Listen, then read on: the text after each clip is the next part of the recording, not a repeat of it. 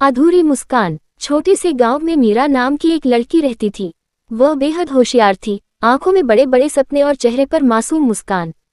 उसके पिता रामस्वरूप एक साधारण किसान थे जो हर मौसम में खेत में मेहनत करते थे ताकि बेटी की पढ़ाई न रुके। मीरा का सपना था कि वह एक दिन डॉक्टर बने और अपने गांव के लोगों का इलाज करे, जहां दूर दूर तक कोई अच्छा अस्पताल नहीं था। पिता ने खेत बेचकर उसे शहर के कॉलेज में दाखिल कराया। हर महीने की फीस, किताबों के खर्च और किराए के लिए वह अपनी जमीन का एक एक टुकड़ा बेचते गए। मीरा दिन रात पढ़ाई में जुटी रहती। वह जानती थी कि उसके पिता की हर सांस, हर पसीने की बूंद सिर्फ उसके लिए थी। 4 साल बीते, मीरा ने डॉक्टरी की डिग्री हासिल की।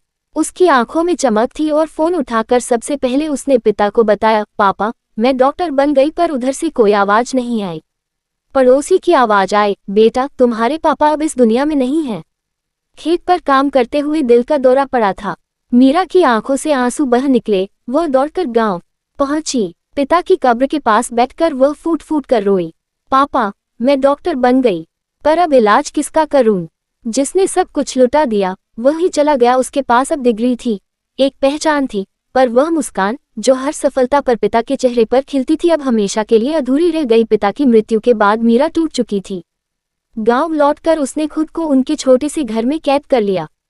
हर कोने से पिता की यादें टपकती थी। दीवार पर टंगी उनकी पुरानी तस्वीर, उस पर चढ़ाया गया मुरझाया माला और कोने में रखा उनका फावड़ा जो अब कभी नहीं उठेगा।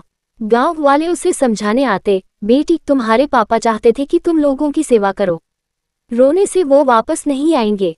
पर मीरा बस चुप रहती। उसे लगता जैसे वह सबसे बड़ा सपना पूरा करके भी हार गई है। एक दिन दरवाजे पर एक बुजुर्ग महिला आई। गोदी में एक बीमार बच्चा था। बिटिया सुना तू डॉक्टर बन गई है।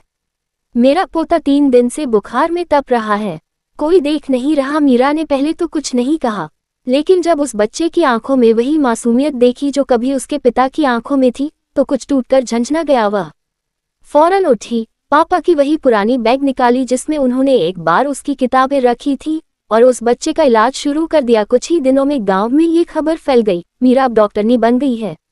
लोग आने लगे, कोई बीमार माँ, कोई घायल बच्चा, कोई बूढ़ा बाबा। मीरा ने पैसे की कभी मांग नहीं की।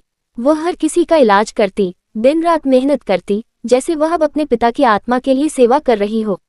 धीरे धीरे गांव की एक कोठरी को उसने रामस्वरूप स्वास्थ्य केंद्र में बदल दिया।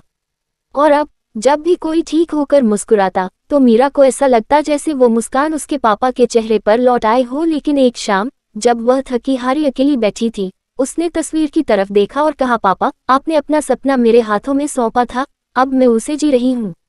आपकी मुस्कान अधूरी नहीं रही, बस अब और चेहरों पर खिलती है।